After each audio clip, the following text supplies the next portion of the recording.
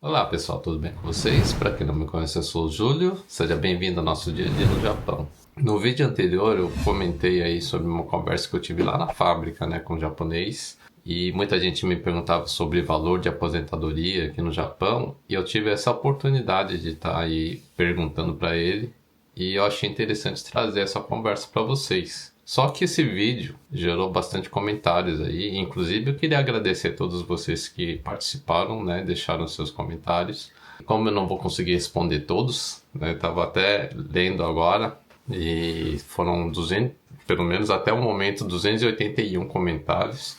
Inclusive, para mim estar podendo esclarecer algum mal entendido, alguma coisa assim, eu anotei aqui alguns comentários que geraram uma certa polêmica no vídeo anterior, né?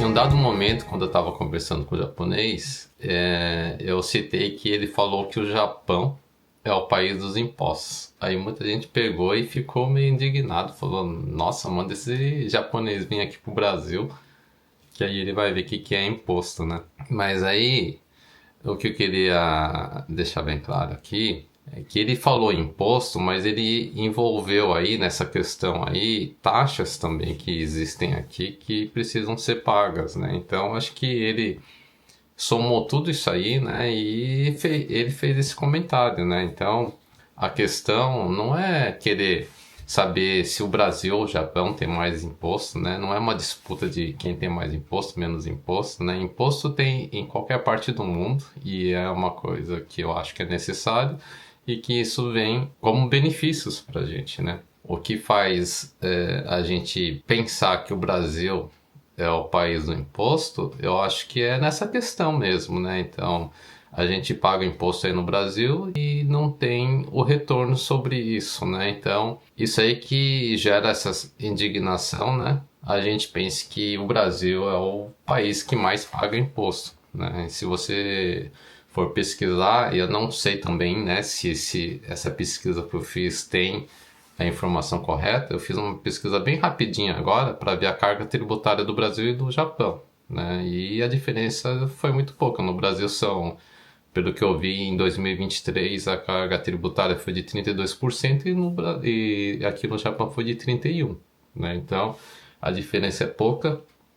Eu acho que o que faz a gente entender aí que é mais caro na questão, o imposto sobre consumo no Brasil, ele realmente é mais alto que o Japão, que no Japão é 10%. Então isso afeta mais no bolso da classe mais baixa, né? Enquanto que no Japão, eu estava dando uma olhada lá, os impostos sobre consumo é de 10%, né? É mais baixo que no Brasil, mas os impostos mais caros, eles estão, parece que, mais ligados às pessoas que recebem mais dinheiro. Quem ganha mais dinheiro aqui paga mais imposto, né? Então, fica essa diferença aí, né? Então, a população do Brasil, a população mais... a classe mais baixa do Brasil é a que sofre mais, né? Se fizer um comparativo Brasil e Japão. Mas a gente não está aqui para comparar, não está aqui para disputar aí quem tem, né, mais imposto, quem paga menos, não é essa questão, é simplesmente eu estava conversando com ele e ele comentou justamente por isso, porque aqui no Japão, quem já veio aqui para o Japão sabe, existe aqui um sentimento, isso já é cultural, né, do japonês. Tem coisas aqui que não são obrigatórias, mas dentro, né, da pessoa, ele se sente na obrigação de estar pagando isso, né? Então, exemplos assim bem simples. No bairro, por exemplo, você tem o Ditkai, né, que é uma associação de bairro, tem a associação da criança, tem a taxa do lixo, né?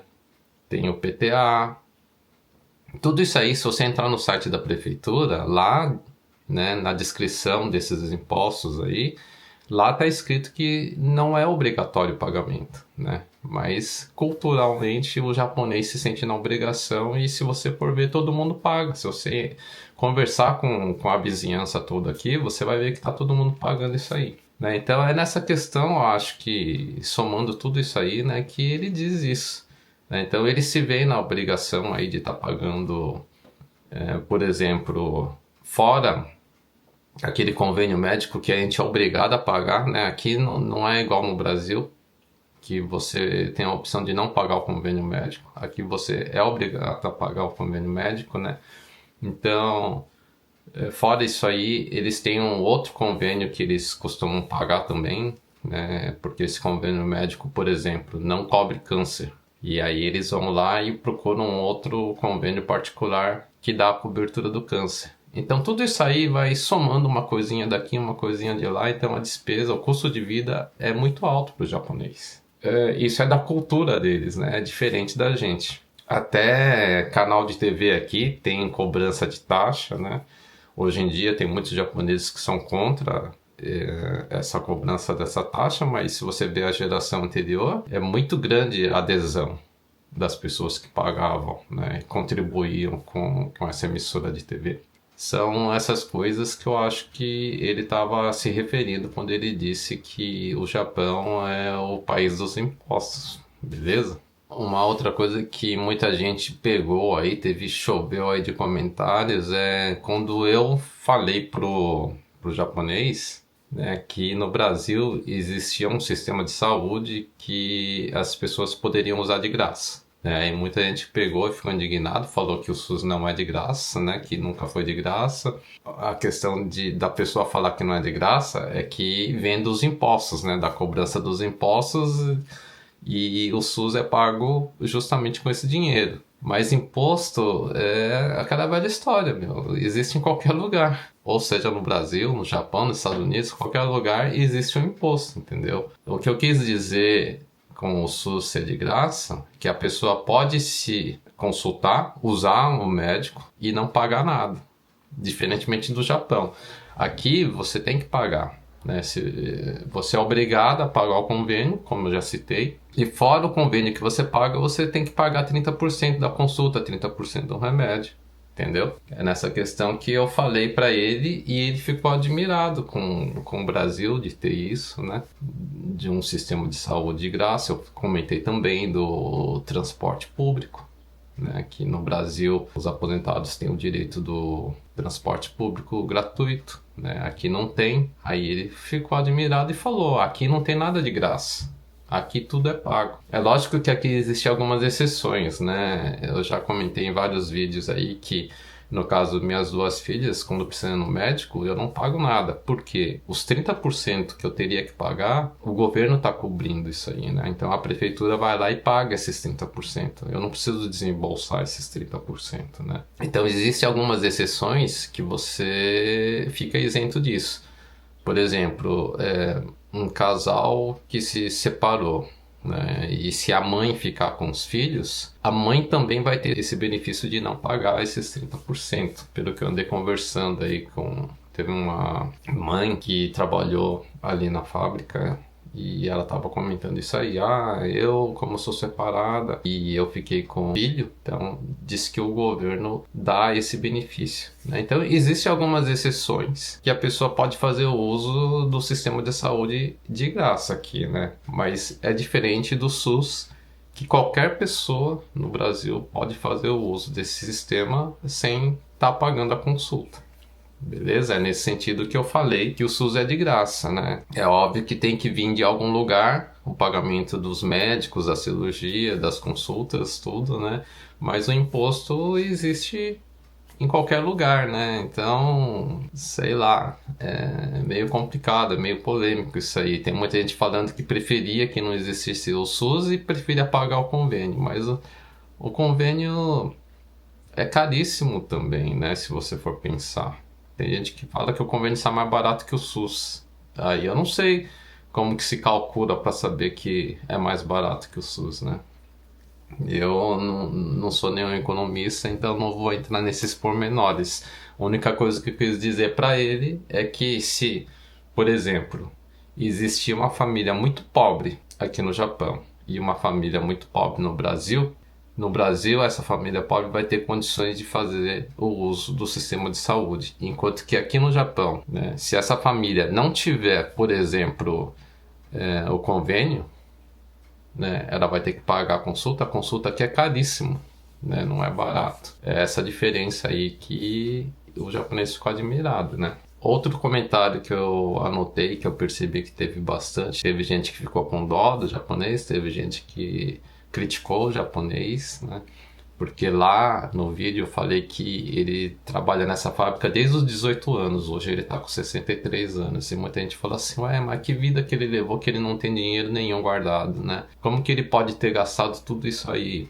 Né, que eu comentei que ele ganhava um bônus 2 vezes por ano, né? Esse bônus variava de 600 a 800 mil, e que na rescisão do contrato dele, né, que aqui no Japão, uma boa parte das empresas faz esse tipo de contrato até os 60 anos, e quando chega aos 60 anos ele tem que se desligar, né? E as grandes empresas pagam tipo uma bonificação, uma gratificação, e geralmente não. Na fábrica onde eu trabalho, para quem pelo menos trabalhou 40 anos lá, vai receber de 20 milhões para cima. Então, no caso, ele teve essa gratificação e ele comentou naquele momento lá que teve um gasto aí com o funeral dos pais, né, de 2 milhões, né? Como morreu tanto o pai quanto a mãe, foram 4 milhões que ele gastou. E muita gente ficou aí indignado, como que pode uma pessoa gastar tanto, ganhar tanto dinheiro e não ter ajuntado. Mas em momento nenhum ele falou para mim que ele gastou todo esse dinheiro, que ele não tem esse dinheiro. A gente tem que entender assim, uma outra curiosidade aqui do Japão, é cultural aqui para os japoneses, né? Se você tiver a oportunidade de conversar com algum japonês, você perguntar para eles aí, você vai ver que todos vão falar para você que para ele poder viver depois de aposentado, ele tem que ter essa aposentadoria mais 20 milhões no mínimo guardado. 20 milhões no mínimo. Então, o normal dos japoneses é pegar o bônus que eles recebem aí anualmente. Geralmente eles guardam esse valor do bônus, né? E essa gratificação também na rescisão do contrato eles guardam. Para quando eles se aposentarem, então eles vão ter o benefício da aposentadoria e eles vão usando esse dinheiro que eles deixaram guardado, entendeu? Esse seria o complemento para eles. É como se no Brasil você tivesse a aposentadoria e tivesse uma previdência privada para complementar a sua aposentadoria. É mais ou menos isso aí que seria esses 20 milhões que eles falam que tem que ter, né? Então é cultural isso, então tanto que você vê muitas notícias aí que você, no caso aí de golpes que dão aí nas pessoas de idade, né? E você vê os valores que essas pessoas perdem na casa dos milhões aí. Tem gente que perde 20 milhões, 30 milhões, 50 milhões, né? Teve a última notícia que eu vi, uma mulher, uma idosa, perdeu 100 milhões. Agora imagina uma pessoa ter 100 milhões guardados, né? Então, como o japonês é um povo bem precavido, ele não gasta esse dinheiro. É nessa questão que ele quer trabalhar aí até terminar de quitar a casa, para ele não ter essa dívida da casa, né? Essa despesa dessa prestação. Aí daí para frente ele vai parar de trabalhar e ele vai fazer o uso do dinheiro da aposentadoria mais esse dinheiro que ele tem guardado, tá? Então não vamos criticar a pessoa sem saber aí como que funciona na realidade, né, a cultura aqui do Japão. E teve muita gente aí também que falou assim, mas como que a pessoa vai pagar a casa até os 70 anos? O que ele fez para comprar a casa e ter uma dívida até os 70 anos? Isso aí também é um outro ponto que, conversando com outros japoneses, eu tive uma informação aí de que a casa aqui no Japão, ela tem, digamos assim, uma vida útil, né? Então, muita gente dessa geração anterior que eu conversava falou que a casa aqui tem uma vida útil de 30 anos, 35 anos. Tanto que na outra fábrica que eu trabalhava, o cara que fazia lá o soguei no caso, tipo, você vai trabalhar e tem o transporte da empreiteira que leva você para o serviço e traz de volta para casa, né? Então, esse serviço aí, eles contratam um motorista e geralmente são aposentados que fazem esse serviço, né? Então eles trabalham na parte da manhã para levar e na parte da tarde para trazer. Então é um bico que eles fazem, né? E lá tinha um japonês lá que gostava bastante de conversar, e teve uma vez que eu estava conversando com ele, ele até comentou que ele investiu o dinheiro dele em ações. Ele falou inclusive que tem ações de empresa do Brasil. Ele estava até com uma caderneta lá falando que tem ações também em outros países, né? Então tem gente que faz esse tipo de investimento. E ele passou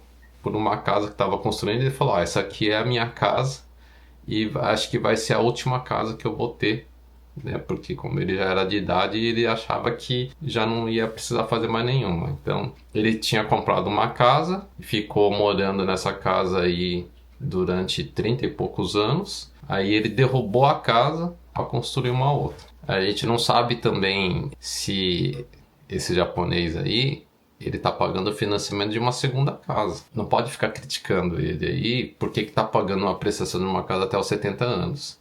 Pode ser também que ele tenha saído tarde da casa dos pais. Tem um outro japonês que trabalha comigo, ele tá já com quase 40 anos, ele mora com os pais ainda. Se ele comprar uma casa agora, ele vai pagar o financiamento aí até que idade, né? E o financiamento aqui, que nem no caso dele, ele falou pra mim que ele paga. Eu perguntei, mas é muito caro o financiamento que você tá pagando? Ele falou que é 50 mil ienes. Um aluguel hoje tá nessa faixa, né? De um apartamento pequeno. Você vai pagar aí 45 mil, 50 mil, depende do tamanho do apartamento. E se for casa, vai ser mais que isso. Então ele está pagando mais ou menos o valor de um aluguel de um apartamento, numa casa. Então a gente precisa entender mais ou menos aí o porquê que ele está pagando isso. Ele vai ter essa casa para ele. Obviamente que tem uma vida útil, né? Mas acho que o pensamento do japonês é esse, né? Eu já tenho uma casa, eu vou viver. Ele deve ter lá uma ideia de quantos anos ele vai viver e ele acha que aquilo é o suficiente. Ele quitando essa casa, ele não vai ter mais nenhuma dívida e para ele isso tá bom. Por isso que ele pensa dessa forma. A gente tem que julgar menos as pessoas e também tem esse lado aí de que a casa tem essa vida útil, né? Hoje em dia parece que, bom, com a tecnologia tudo, a vida útil das casas mais recentes é mais longo, né? Ela dura mais. Assim, eu tô passando para vocês o que eu tenho de informação das pessoas, o que é real, né? Então, o cara que me mostrou a casa, ele teve que derrubar. Ele falou assim: a minha casa tinha, acho que 35 anos, quando ele me falou. Ele falou: eu derrubei, porque se eu fosse reformar, não ia valer muito a pena, ia ficar muito caro. Então ele preferiu derrubar e fazer uma nova, né? Aí ele faz uma nova, e acho que na cabeça dele não precisa fazer uma coisa muito caro, porque ele sabe que ele vai viver mais, né, alguns anos aí, e ele sabe que se essa casa durar mais 35 anos, para ele vai ser suficiente. É assim que funciona aí a cabeça do japonês, o pensamento deles. É uma cultura totalmente diferente da nossa. Aí eu queria aproveitar também para fazer uma indicação para vocês, porque muita gente deixava em comentários assim para mim: ô Júlio, quanto que é que se ganha de aposentadoria? Como que faz esses cálculos? Quanto que paga de imposto de renda? Quanto que paga, né? Esse tipo de coisa eu não gosto de trazer aqui porque eu não tenho essas informações aí, né? Eu teria que correr atrás de prefeitura, atrás dos departamentos referente a isso, para me trazer uma informação correta. Eu não gostaria de estar aqui falando e trazendo informações que não sejam reais, né? Então, tem um canal, inclusive foi no vídeo anterior, teve uma pessoa que comentou, eu já assisti alguns vídeos, né? O canal chama Brasileiros em Resumo. Inclusive eu vou deixar aqui embaixo, clica aqui, ó, embaixo da tela aqui tem o mais, clica no mais que vai abrir a descrição. Aí na descrição eu vou deixar no primeiro link aí, o link do canal Brasileiros em Resumo. Lá a pessoa vai estar explicando direitinho como que se calcula, né, o valor da aposentadoria. Tem várias informações lá interessantes, baseado em fatos reais ali também, né? Então eu acho que para quem tem essa curiosidade é bastante interessante estar aí acompanhando esse canal né? Então, se vocês puderem, né, vão lá, dá uma força lá, deixa o comentário lá. Isso é muito importante. Deixa lá um bom dia, deixa seu comentário do que achou do canal, né, sugestões. Não esqueçam de deixar um curtir também. Tudo isso aí para poder estar ajudando o canal aí, para o YouTube entender que o canal é importante, né? Tem conteúdo importante e ele distribuir para mais pessoas, né? Então eu conto com a colaboração de todo mundo que está nos acompanhando, acompanha ele lá também. Tenho certeza que ele vai ficar feliz com a presença de vocês. Esse vídeo ficou bastante longo. Mais uma vez agradeço todo mundo que comentou no vídeo anterior. Eu não sei se ficou alguma coisa ainda aí pendente. Qualquer coisa você deixa o comentário aí e a gente se vê no próximo vídeo. Fui!